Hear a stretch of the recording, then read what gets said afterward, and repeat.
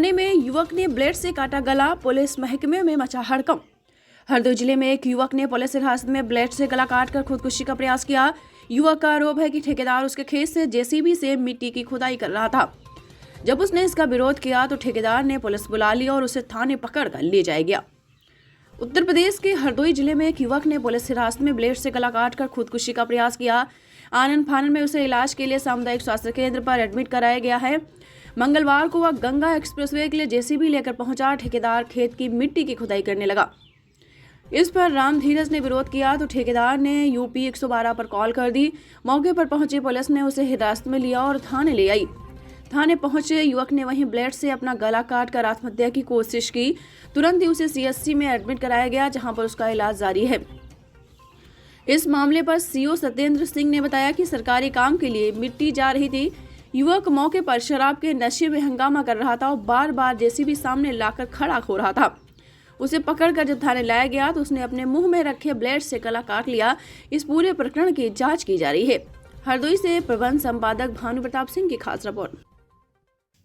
आज दिनांक 21/2/2023 को सांडी पुलिस को सूचना प्राप्त हुई कि सरकारी कार्य हेतु विजिबल इंफ्रा बिल्ड के ठेकेदार मयूर वर्मा पुत्र महेश बाबू, जो कि कानपुर के रहने वाले हैं, इनके द्वारा सरकारी कार्य हेतु ग्राम चौधरियापुर में सुरक्षित तालाब की जमीन से मिट्टी खोदी जा रही थी, जिसको राम धीरज पुत्र जगदीश राजपूत निवासी ग्राम चौधरियापुर, थाना सांडी, जनपद हरदोई, जिनकी उम्र लगभग 29 वर्ष थे और नशे की हालत में थे, उस तालाब की जमीन को अपनी बताकर जेसीबी को रोक रहा था और उसने अपने मुंह में ब्लेड भी छिपा रखा था और जेसीबी के आगे आकर जोर जोर से चिल्ला रहा था कि ये जमीन मेरी है और इसकी मिट्टी किसी ने खोदी तो मैं आत्महत्या कर लूंगा।